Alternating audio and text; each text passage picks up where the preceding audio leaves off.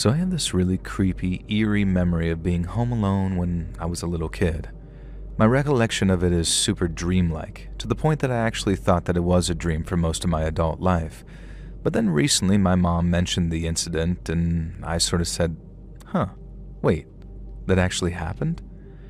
And then she says, yeah. And that's when I realized that I have a true scary story to share with you and not some lame dream, and I think I preferred it when I thought that it was a dream though. And so I remember waking up in the middle of the night and everything felt heavy and still. You know when you can just tell that your house is empty even though there's no reason to know that? That's how this felt. But I was like 4 years old and it was the middle of the night, so that it was all pretty alarming to me. I wandered out of my room and into my parents' room. I was too short to reach any light switches, so I had to make do with the moonlight and what little light there was. I could see that my parents' bed was empty, so I went downstairs looking for them. In the living room, the TV was on, playing nothing but static, and I have no idea what time of the night this was or why any station would be showing only static, but that's what I remember, and I also remember weird red lights flickering throughout the memory. And the next, I went into the kitchen, trying to find any trace of my parents. At first, I didn't notice her sitting there in the darkness. An old woman, and when she spoke, it made me jump. I tried to reach the light switch because there was a stool in the kitchen that I could climb onto to turn it on. However, the old lady told me not to turn on the light, so I didn't. I could just about see her outlined by the moonlight sitting at the kitchen table, and the weirdest part is to this day, I would swear that she was completely, totally naked. Why this didn't alarm me as a little kid, I don't know, but I just sort of accepted it at the time. She explained to me that she was the neighbor, and my parents had sent her here to look after me. She said that Mommy and Daddy had to go away, but she was here now and she'd always be here. And before I even had a chance to fully take in her words, I heard the sound of the front door being unlocked and opening. Immediately, I ran out into the hallway and saw my parents entering the house. They quickly turned the lights on, and Mom gathered me up in her arms and hugged me and said that they were sorry for leaving me alone. I told them it was okay. The neighbor lady had come to look after me and said that she'd always be here. And when they asked me where the lady was, I explained that she was in the kitchen. And the next thing I remember is being in the kitchen, my dad turning on the light, and the chair where the old lady had been sitting was on the floor, and the back door was wide open. When Mom referenced the event recently, I asked her if she could remember any further details than what I'd just shared. Mom shed some more light onto it, and they'd both gone outside into the front yard because there had been a house fire nearby in the neighborhood. And like a bunch of the neighbors, they went outside to check out what was going on when they were woken by the red lights of the fire service and paramedics. And that explains why the memory is just sort of tinted for red for me, I guess. According to Mom, I told them that the neighbor lady had come to take me away, not to take care of me. I'd also told them that she wasn't wearing any clothes and that I didn't like her, so I was glad that they had come home when they did. And from the way Mom remembers it, the old lady was on the verge of leaving with me. She says that they kept asking me about it gently without wanting to scare me, and I described an extremely old, naked woman who had been waiting in the kitchen and tried to persuade me to go with her. Another weird detail is that as a little kid, I repeatedly described the woman as slimy, or being covered in slime, but could never explain what I meant by that. Mom says that they found a jar of some condiment on the table with an unknown clear substance on it, which weirdly verifies my claim that the lady was slimy. And this was a new detail for me too. I don't even remember the slime, but it's definitely not something that my elderly mother would have added herself. My mom says they were only gone from the house for 5 minutes or so, and that they always wondered whether the neighborhood fire and the naked, slimy old lady were connected. Maybe the substance that she was covered in was some kind of accelerant, and that'd be my guess. It's good to know that I didn't just dream about some creepy old naked woman when I was a little kid, but on the other hand, knowing that the memory is real doesn't make me feel very safe whenever I'm home alone, even all the way now, well into my 30s.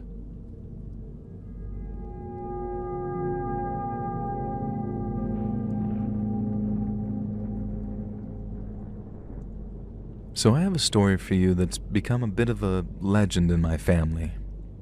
It's a weirdly fond memory, even though it was absolutely terrifying at the time, and I think you'll understand why I appreciate the memory even then. Back in the days when this happened, my dad was a park ranger out on a range near Beacon Rock. He and Mom had separated shortly after I was born, and our relationship had always been a bit strained. And I don't want to imply that Dad was absent or anything like that. He just wasn't the type who intended to settle down and have a family, and it was clearly a big adjustment for him. Which meant that when he did try, he tried his best, but he wasn't present all the time, and sometimes I'd go months without hearing from him. As I grew older, I knew not to take this personally. Dad was what they called a wandering soul. He needed to be out in nature to feel alive, and it was genuinely his calling to be a park ranger and care for others out in the wilderness that is the United States nature. And as a boy growing up, there were plenty of times when I was mad at my father for not being around as much as other dads or having a place that I could easily visit every other weekend. And then as I grew up and became a man, I started to really respect and relate to him, especially after he passed. I have a lot of fond memories and wild stories about Dad, especially from when I was older, but this is one of the rare stories when I was younger, and it's a story about Dad where he's notable for not being around. Now let me explain. Dad was the kind of ranger who moved around between different parks, but after he fathered me, he tried to find a more permanent spot and became the ranger up near Beacon Rock. He had a small but tidy cabin up there, which meant that he finally had somewhere that I could safely visit and stay, especially now that I turned 10. I was at a stage in my life where I'd gotten over being a bratty kid, but I wasn't quite a too-cool-for-school teenager, so that summer my dad was my hero. We did so much cool stuff together: fishing, animal spotting, hiking, and exploring around Beacon Rock. Like any hot-blooded ranger's son, I was absolutely fascinated by the Bigfoot legends around the area. Dad would roll his eyes and indulge me whenever I'd ask him to tell me about the big old mountain men, and women I assume, who were rumored to live and hunt in the area. Dad always preferred talking about other, more tangibly real animals, but I always wanted to hear about Bigfoots. I mean, who wouldn't? They're genuinely a fascinating cryptid, whether you believe they exist or not. But as for me, well, listen to my story and then decide which camp you think I fall into. Now, it was late evening when Dad got the call. A search and rescue operation was underway some ways down the park, and they absolutely needed all hands on deck. Dad argued, swore, and insisted that he wasn't happy leaving his son back at the cabin, and we had movie night planned.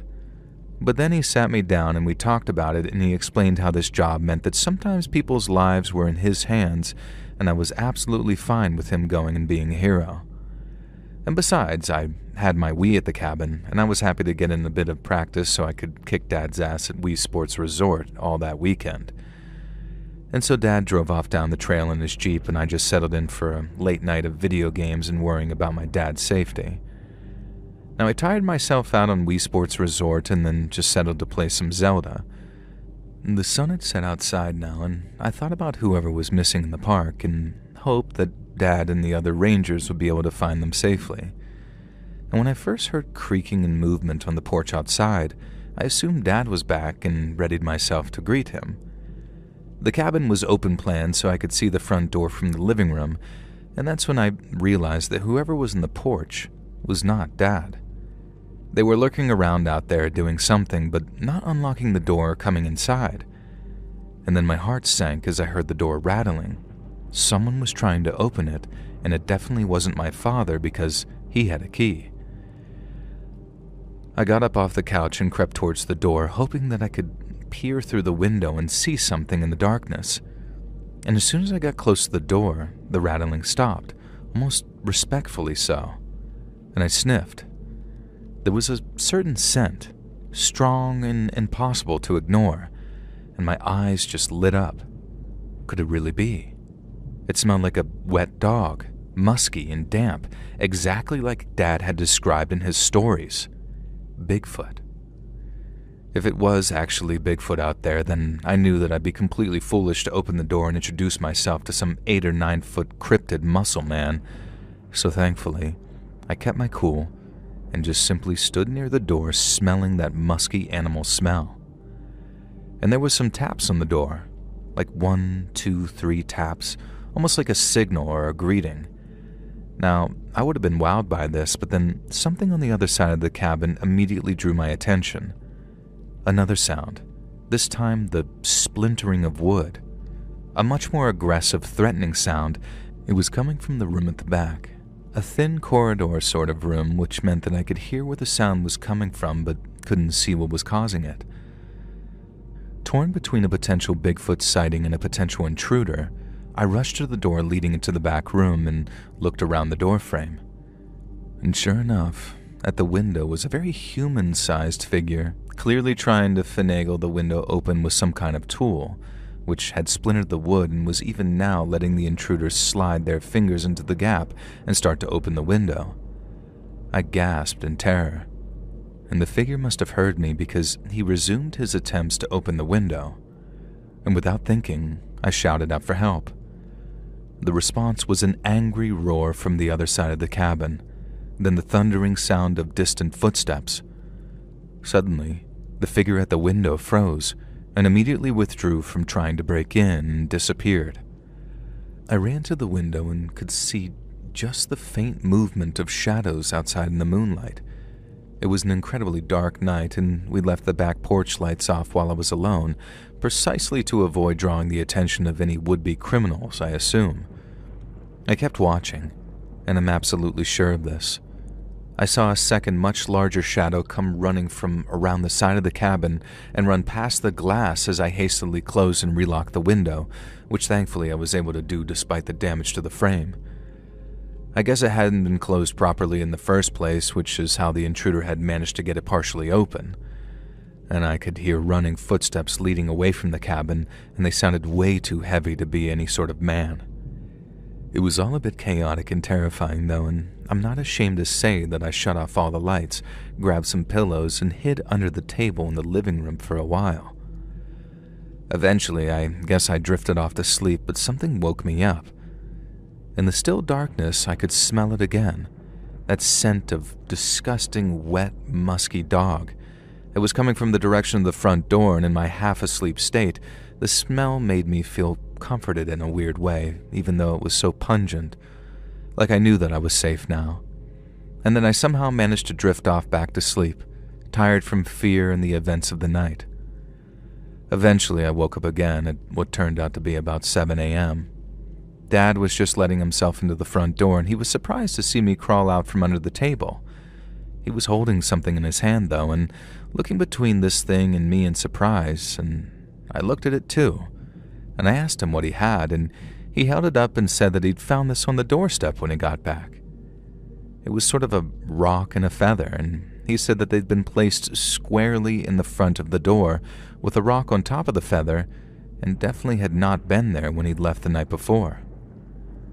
So then I explained the events of the night to him as we sat at the table, both just staring at the offerings left on our doorstep. So what had been going on with Dad while I had my adventures, you're probably asking? Well, it turns out that the search and rescue was actually a hiking disagreement turned nasty. 2 hikers had a disagreement, and one of them shoved the other down a small cliff and disappeared off into the forest. And this had been observed by other hikers from some distance away, purely by chance, so the rangers had to locate the assault victim and also aid in trying to capture his assailant. We were convinced that this person is the guy who tried to break into the back window of the cabin. And after assaulting his buddy, he made his way through the forest and found Dad's cabin and decided that he had to break in. Whether he knew that there was a kid in the cabin or not, we don't actually know. Probably not. It was clearly a marked ranger's cabin, so he likely assumed the ranger was out helping with the search and rescue or just off doing something else. As for the other visitor, well, who can say? But someone or something chased off that intruder that night, and they smelled like a wet dog and left an offering of a rock and a feather on my doorstep as if to say, "Hey, I'm looking out for you, buddy. I got your back." Sure, it could have been a normal animal that spooked the assailant. The guy disappeared off into the wilderness, and as far as Dad was able to ever track, he never got caught. so we were never able to interrogate him as to whether he'd been chased off by a Bigfoot. But I know what I believe, and I was there that night. I heard those footsteps and smelled that musk, and I was the one whose life was saved by the most unlikely of saviors. I believe, and Dad believed too, and we never had any encounters quite as close to that, but there was certainly other evidence that Bigfoots are more than just a myth in the area. As to whether you believe or not, I'll leave that entirely up to you.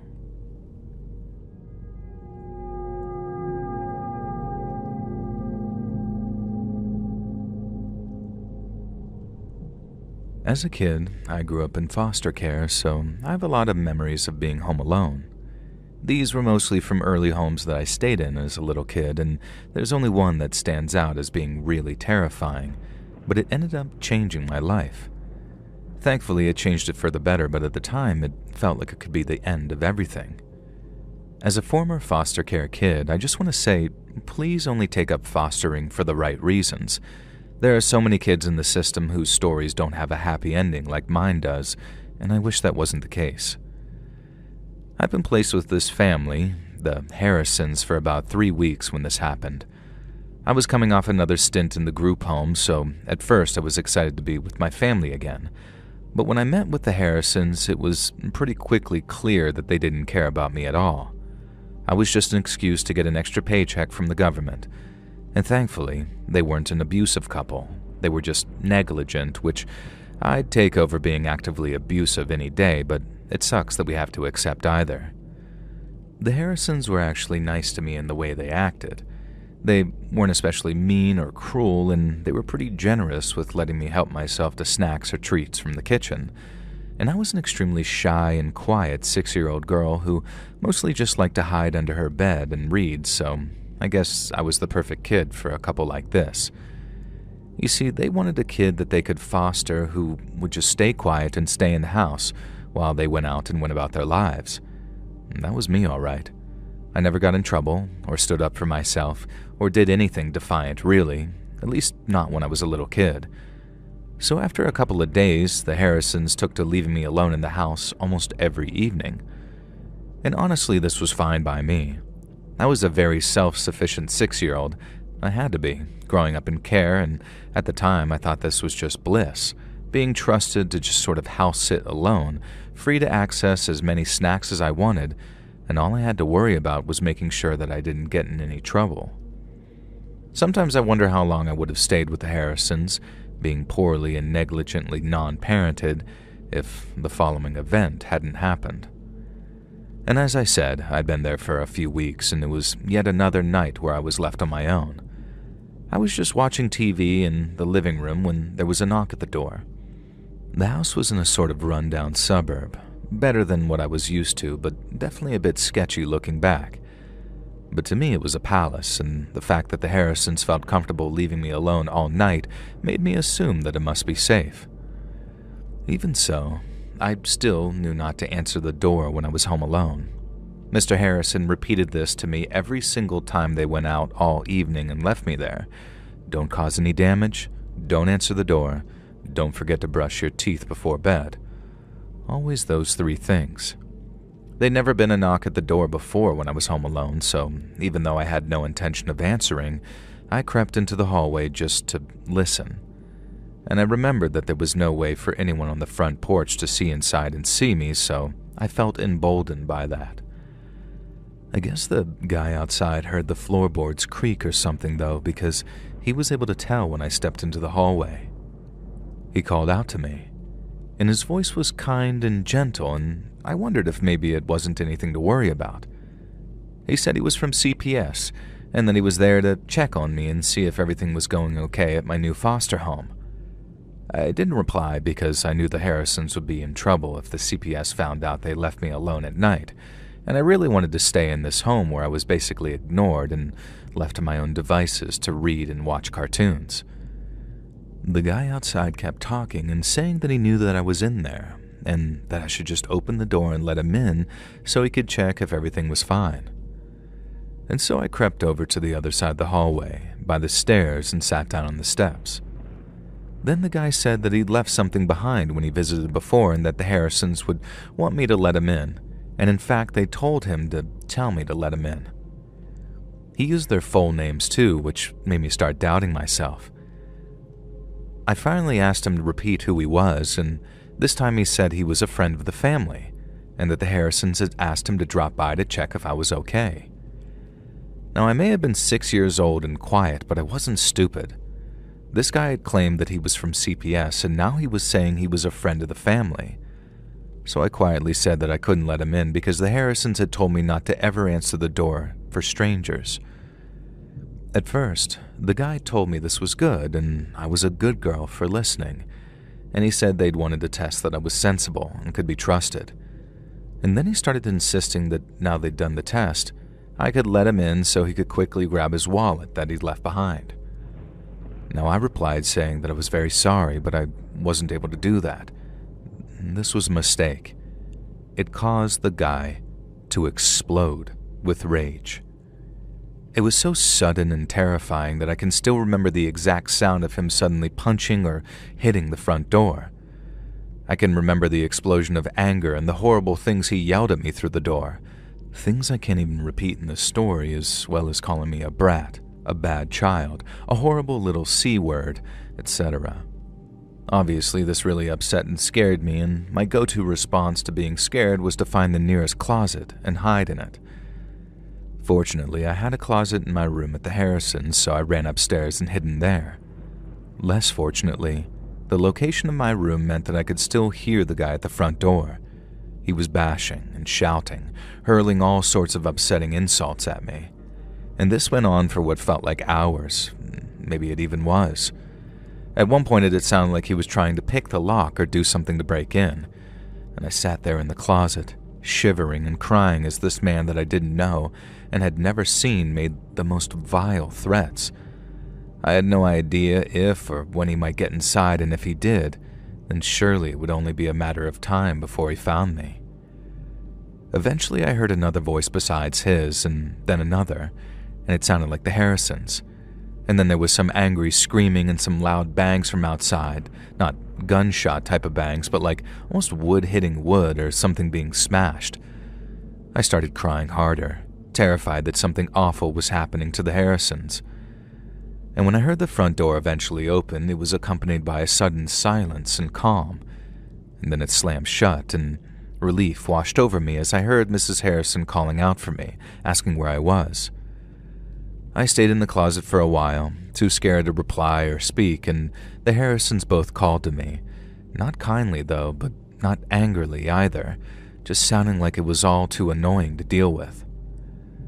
And eventually, Mr. Harrison found me in the closet and told me to come out, that everything was fine now. I was too terrified to even ask them anything about the incident, and for their part, they certainly weren't offering any information. Instead, Mr. Harrison seemed almost angry with me, and that scared me even more, so I didn't want to push and ask for any further information, even though secretly I was just dying to know who the man was and what had happened with him. And the next day, Mr. Harrison was gone when I woke up, and only Mrs. Harrison was at home. She made me breakfast and didn't make any comment on the night's events at all, nor did she tell me what was about to happen. When the knock at the door came, I was surprised to see it was one of my caseworkers from CPS, who was there to take me back to the group home, apparently. No explanation was given, and Mrs. Harrison wouldn't even look me in the eye when she said goodbye, and that she wished me luck with the rest of my life. Now I was too shy and scared to even ask why I was being returned to the group home, but as my caseworker gave me a ride back, I mentioned something about how a man had come to the Harrisons' house the night before, and she said, "I know, sweetie," and just ruffled my hair, so I knew that whatever was leading me to be removed from the Harrisons' house, it involved that man. And to this day, I have no idea who he was or how or why CPS found out about it and removed me from that family. I never saw the Harrisons again, and I could never find anything about them when I tried looking them up online years later, just out of curiosity. I spent a few more months in that group home until I was eventually fostered by a family who ultimately adopted me, and who I now consider to be my real family. Like I said at the start, most children in the foster care system aren't as lucky as me. Some of them end up face to face with a man like the one who threatened me through the door and aren't lucky enough to be removed from their terrible situation. Years later, a tiny part of me is still desperately wanting to know who that man was and what he had planned for me, but a much bigger part of me can probably guess what kind of man he was, and that part of me is grateful that I'll never have to know.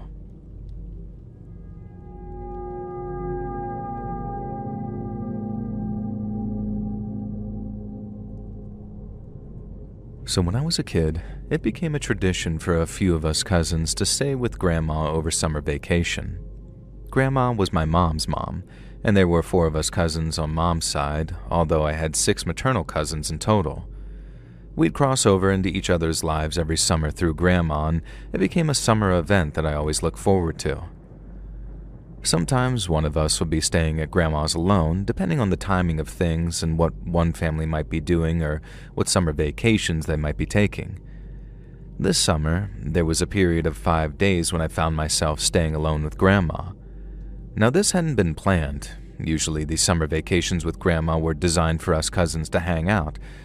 This one week, the plan had been for my cousins Saffron and Bryant to be here too, but due to some mistake or other to do with hotel bookings, they were arriving later.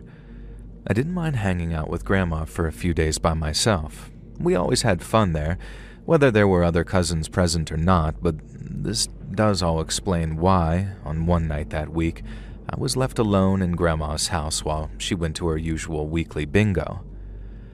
Normally, Grandma tried to avoid leaving any of us home alone by ourselves, but this time I assured her that it would be absolutely fine. I was 12 now, practically a man, and I could just chill and watch television or play on my Nintendo DS while she went out to bingo.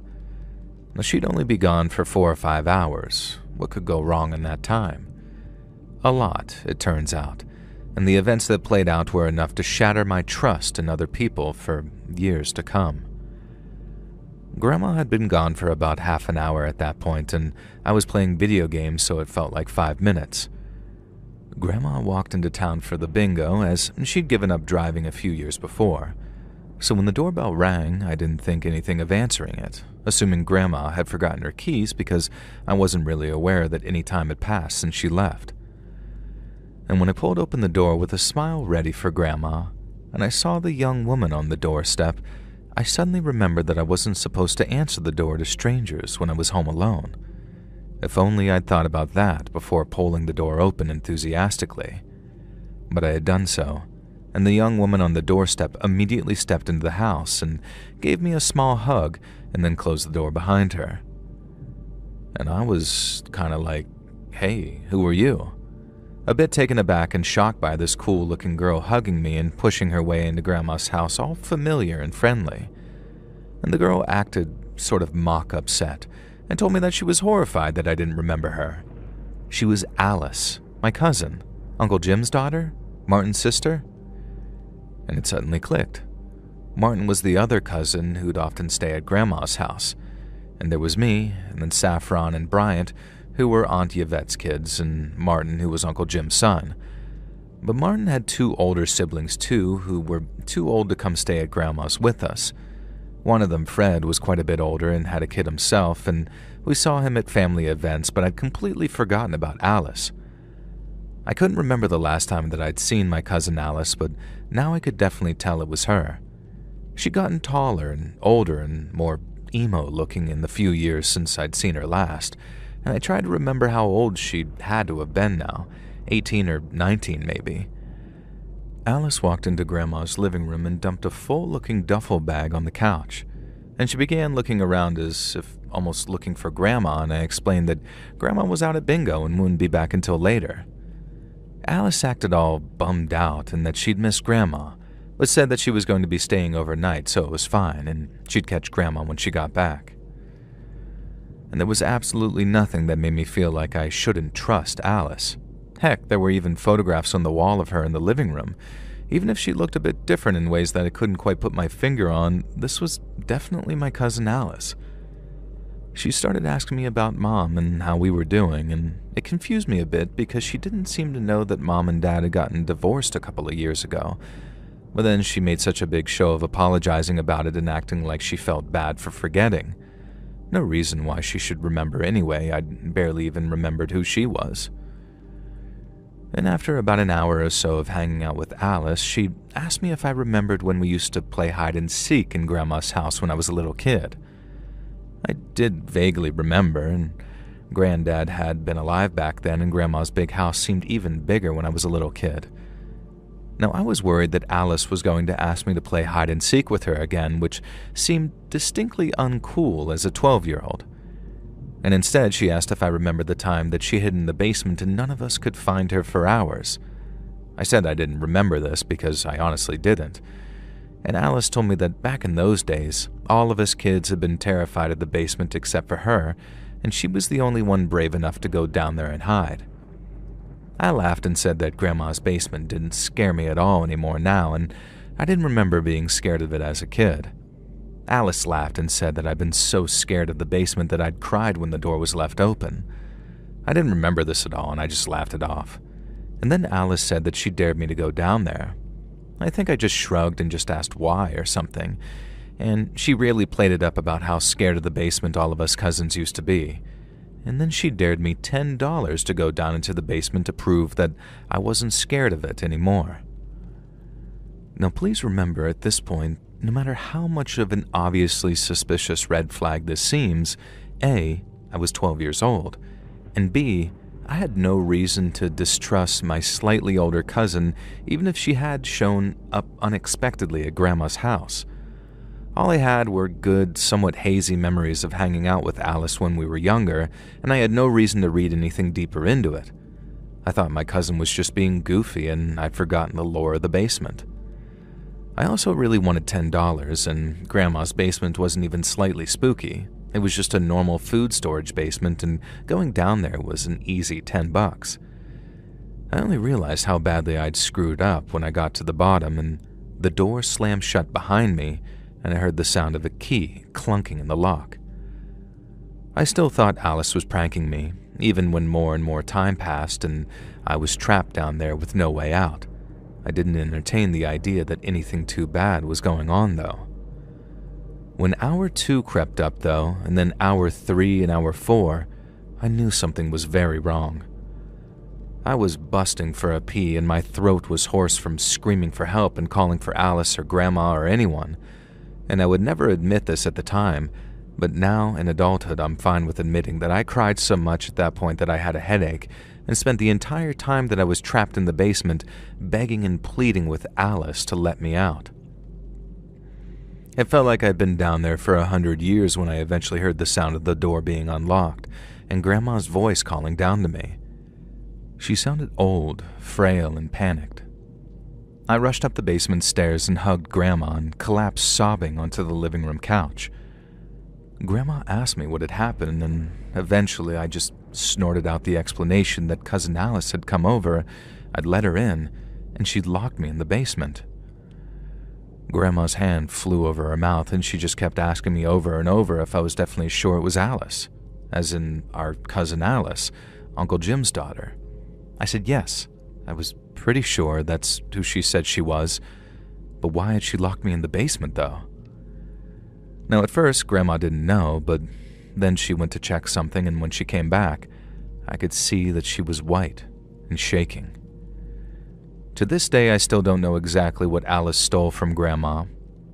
She took that secret to her grave, and it led to some very heated exchanges between the families because presumably whatever it was held some significant value and would have been an important part of the inheritance when Grandma passed. I managed to piece together some of the story over the years, though. Alice had been estranged from Uncle Jim and Aunt Leslie since she was 15 or 16. She'd fallen in with a bad crowd and developed some extremely bad habits, and, well, you can probably guess the rest. Grandma and the other adults hid it from us that our cousin Alice had become wayward, and this meant that I wasn't prepared when she showed up at Grandma's house that night. The theory is that she had been watching the place and knew that I was alone there and that she'd be able to get in by just gaining my trust. The funny thing is, I'm very grateful that she locked me in the basement. The reason is because of an item that Alice left behind in Grandma's living room. I only heard about this from cousin Martin, Alice's brother, many years later, as apparently Grandma had never been able to explain why Alice had left a hammer on the cabinet, which she must have brought with her. Martin had his theory when he told me about this some years later, though. He thinks that Alice was going to crack me in the head with that hammer if her plan had failed, and she hadn't been able to get me into the basement. I have no idea if this is true, and none of the family have ever heard from Alice again. And as far as I know, she's still out there, living off of whatever she stole from Grandma all those years ago. Grandma passed away a few years ago now, and for the last part of her life, Alice became a sort of family secret that nobody directly referenced. Kind of a sad way for a person's life to play out when you think about it. For me, it also represents the end of childhood and the end of summer vacation at Grandma's. But at least all I had to endure was a few hours locked in a brightly lit basement and not a hammer to my skull.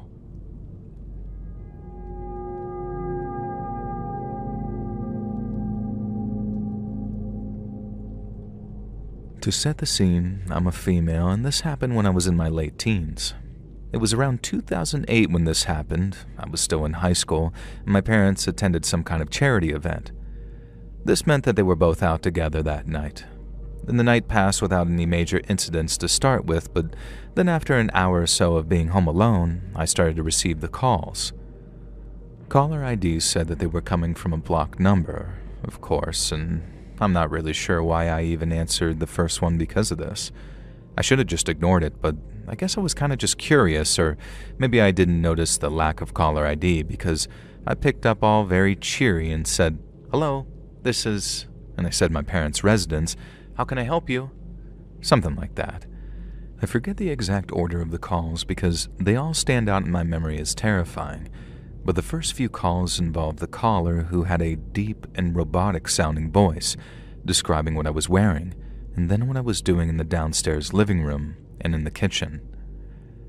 It sounded like something out of Scream, but there was something a lot more mundane and seedy about it when it was happening in real life. Just this creepy dude with some voice modulator making it extremely clear that he could see me. It's thrilling and scary in certain ways in the movies, but when it's happening to you, it really does not feel good. It made me feel dirty and intruded upon, and I guess that's why I acted irrationally. I would scream at him to leave me alone and then hang up the phone, only to answer each time he called back. I know it sounds dumb. I could have just let the phone ring off, but consider what was going through my head at the time. There was a guy who was prank calling me who could somehow see me, and I wanted to know how much danger I was truly in. As he called me, I darted around the house, closing the blinds and making sure the windows and doors were locked. At this point, I didn't consider calling the cops because the guy hadn't actually threatened me. He was just stating that he could see me and stating what I was doing. It was incredibly strange. It wasn't like some dirty voice breathing or anything like that. He'd just call and say, "You're wearing a white t-shirt, and I see you just changed the channel." Things like that. And I was worried about wasting the cops' time if I reported it, which I guess looking back is kind of stupid of me. And to this day, though, I'm not convinced that they would have taken me seriously back then. And so I got stuck in this sort of loop of every time the phone beeped, I'd feel this sick dread in my stomach, but I couldn't stop myself from answering it either. And the more I let him speak, the more I started to deduce from the things this guy was saying. He could only see me on the first floor. If I went upstairs, he lost sight of me and would hang up the phone. If I'd wanted to avoid being seen, I could have stayed upstairs and maybe I would have thought to call the cops. But I got it in my head that I should try baiting the guy, so I had something more concrete to go on. Now, in adulthood, I know that it was very stupid of me to let this play out, and I should have handled it totally differently. I was just sort of bullheaded and fiery as a kid, and I was affronted that this guy was creeping on me, and I guess, yeah, even despite how uncomfortable it was making me feel, there was a degree of childish intrigue in letting the events play out here. And eventually I had all the curtains and blinds closed downstairs, and I was confident there was absolutely no way this guy could be looking through the window of my house. Yet the calls kept coming. The phone would sound, and this guy would state matter-of-factly what was going on. I was changing the channel on the TV, and I was getting a glass of water. Very weird and mundane things to be creeped on about. And I started asking him what he was getting out of all of this, and he wouldn't respond. It was so strange and awkward, and I think that's what began to genuinely scare me more than if the calls had been filled with threats or innuendo. It felt like the guy had decided to do this to creep on me and spy on me for some reason, but then had no idea why he wanted to do it when he was actually doing it. I don't know if this makes sense, or maybe I'm just thinking about this after the fact, but I got the impression that these calls weren't his big, creepy plan. It was just something that he felt compelled to do on top of something else he'd done. I decided not to answer the calls for a while and see what would happen. He kept calling, incessantly, to the point that the ringtone just wouldn't stop. And as soon as one call would end, he'd call again, and again, and again. And in the end, it was making me so mad and upset that I answered again. And before he could say anything, I demanded to know how he could see me. And that's when he replied with a line that made my blood run cold. "I'm in the house with you." He even said ha ha ha in this very deadpan, monotone voice. Of course, I knew he couldn't actually really be in the house. I would have heard him talking for one thing, and I checked all the closets and corners and possible hiding spots, but it was still absolutely terrifying to hear as some teenage girl home alone.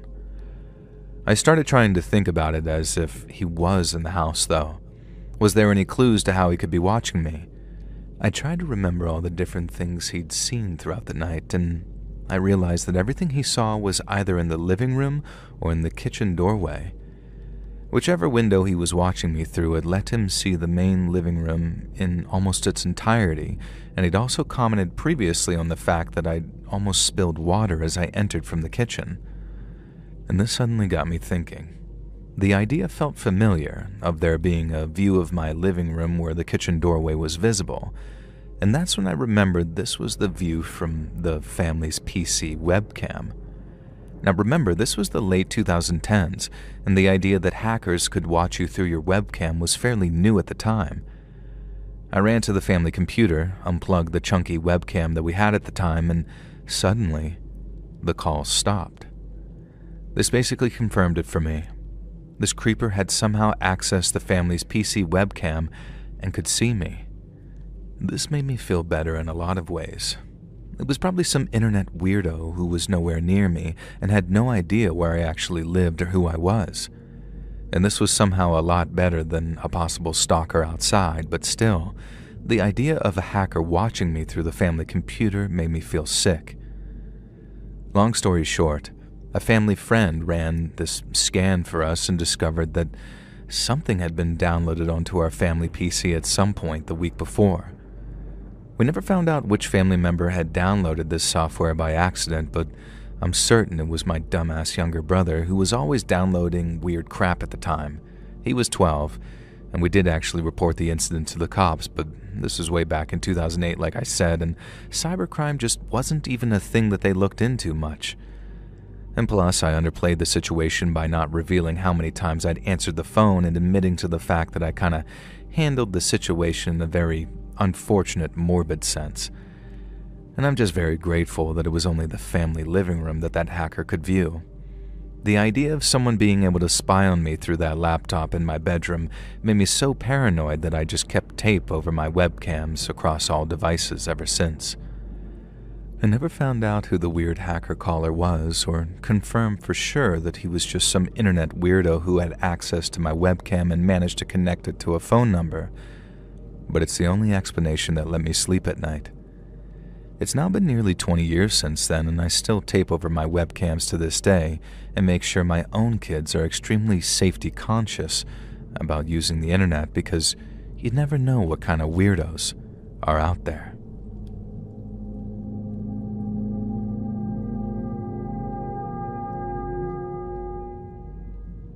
So I'm a girl, and I met guys online in the early 2000s, back when it was still considered risky and dangerous to meet people online.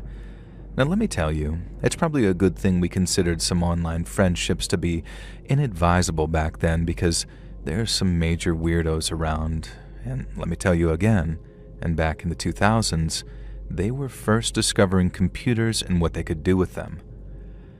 This guy added me on ICQ, an old instant messenger program. ICQ used to have this feature where you could just add a random person. Like, it would just select another user at random and allow you to message them. And as far as I ever knew, there were no way to see the difference between someone who'd added you by directly typing your username in and someone who'd added you as a random request. So I had a bunch of friends there who I only knew through ICQ, as well as a few IRL school friends who I spoke to through the service. One guy on my friends list, we'll just call Steve, was a pretty cool and funny guy. We didn't really know each other that well, and I had no idea how he came to add me as a friend, and I never really even thought to ask. It wasn't something that really mattered back then. You accumulated a bunch of internet weirdos who were just kind of there in your life, and you didn't really remember how you'd met them. Steve would just send me dumb jokes and memes, and before we even called them memes, and he'd sometimes recommend cool new music for me to download from Napster or LimeWire or whatever weird stuff we were using back then. He was just one of those guys that you meet online who seems cool, funny, and mysterious, and you don't ever let the conversations get too personal because you're both too cool for that. Most people who grew up as a loser, introvert online teen in the 90s and 2000s like me will know exactly what vibe I'm talking about. Or at least, I hope so. Now one day, I was home alone because my parents were out of town. I was in, I think, maybe my junior year of high school, maybe, or the start of senior year. And yeah, it must have been the start of senior year because it was October. And it came as a massive surprise that when, out of the blue, internet friend Steve messaged me saying, "Hey, I'm going to come over tonight because you're home alone." Something along those lines. And as far as I knew, I'd never even discussed which city I lived in with Steve, let alone given him my specific address. And I'd certainly never told him that my parents were out of town. I figured it had to be a joke and a coincidence, so I just replied with "Raffle" or some such, and waited to see what Steve said. Steve replied saying that he was serious and he was going to come over. I scanned back over our conversation to see if I had mentioned being alone over the weekend in passing, and I hadn't. Now, I don't want to screw up my friendship with Steve at this point because I thought he was cool and funny, so I try to play it cool myself and sort of act like I'm going along with the joke. I ask him how he knows my address, but I try and make it seem like I'm kidding around. Hard to do over text, but we had it down to an art form back then. Steve got all serious and said that he's been wanting to tell me for a while, but we actually go to high school together, and he didn't add me randomly. He said that he could tell that I thought that he was just some random guy, but we actually know each other. And this starts to make my hackles rise, but I still assume that he's just joking because this is the kind of prank that we'd play on each other back then. But Steve replies with a bunch of things that he could only know if he knew me in real life. Details about me, my high school, crap like that. And this kind of freaked me out at this point because either Steve was some hacker guy or he really was an IRL acquaintance who just hadn't admitted it until now.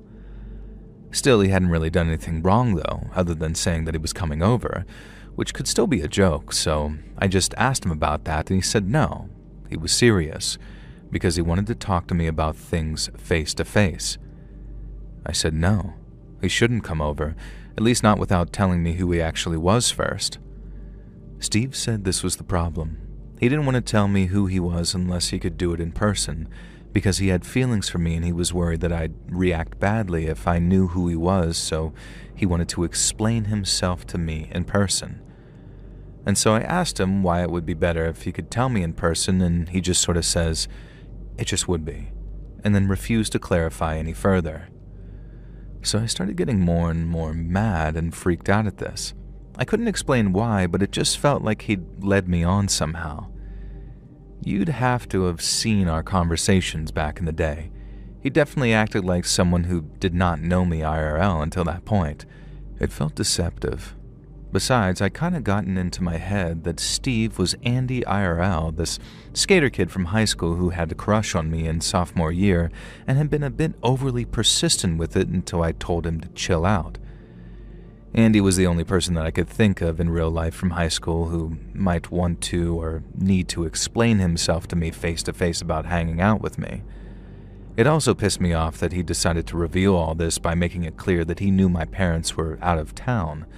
It felt like a weird power play, and considering that I hadn't told anyone about my parents going out of town, it was info that had to have been obtained creepily. At least that's what I thought anyway.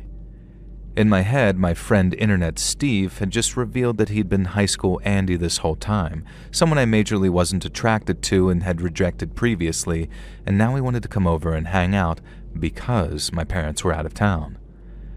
And I'm just like, lol, no. How about we end this here and forget it ever happened? And then I blocked him. It sucked to lose that Internet Steve person as a friend, but then I had to keep reminding myself that he wasn't Internet Steve. He was somebody in real life and probably Andy.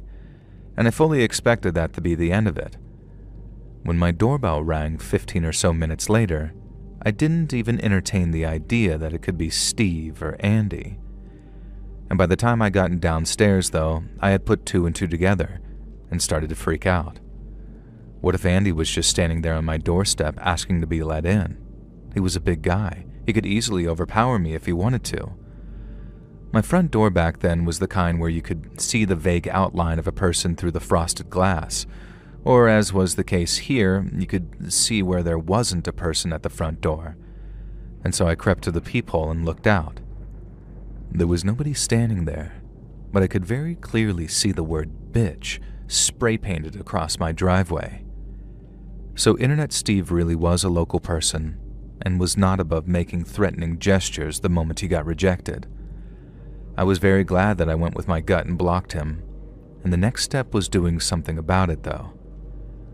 Now, being a very awkward teen, I realized that I did not want to have to deal with my parents and or the cops over that incident, and I knew that I'd get blamed for giving our home address to strangers no matter how much I tried to explain that Steve had to be a local person.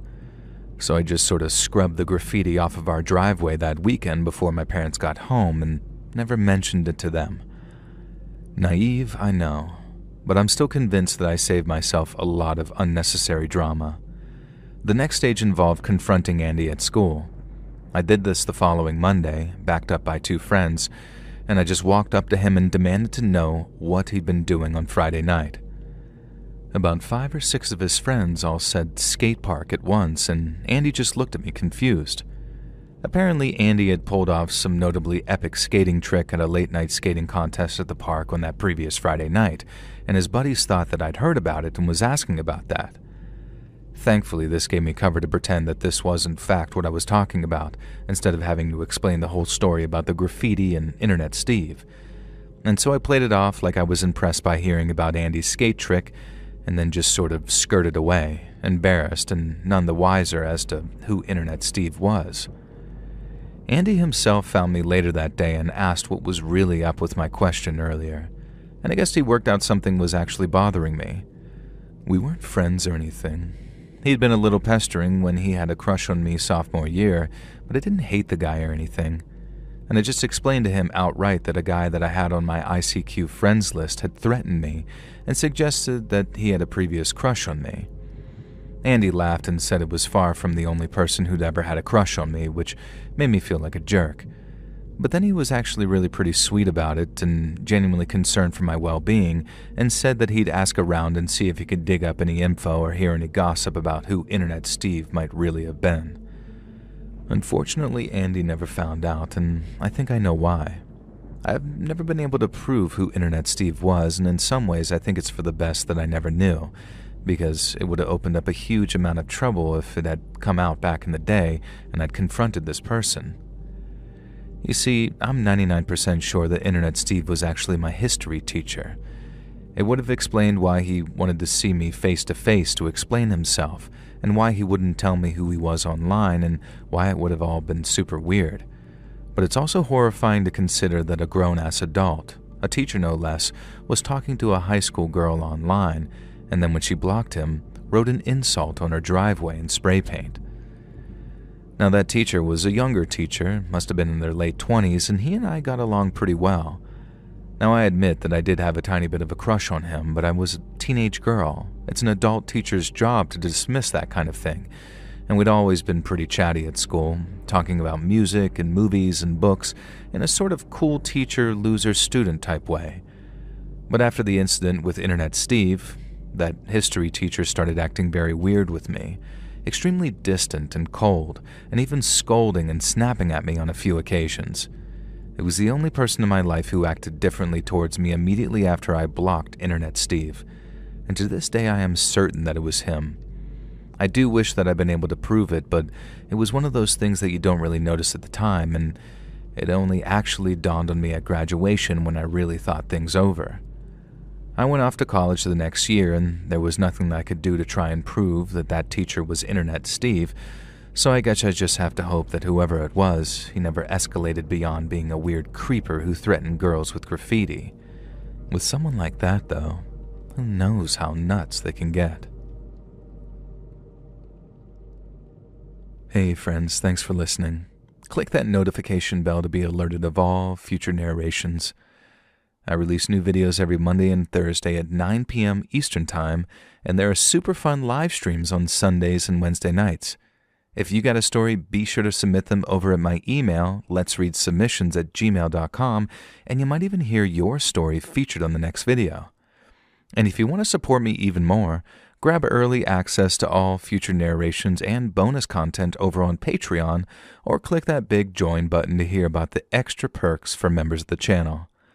And check out the Let's Read podcast, where you can hear all of these stories and big compilations located anywhere you listen to podcasts. I also have a true crime channel called Saturn Soul, all links in the description below. Thanks so much, friends. And remember, eggnog is chicken milk.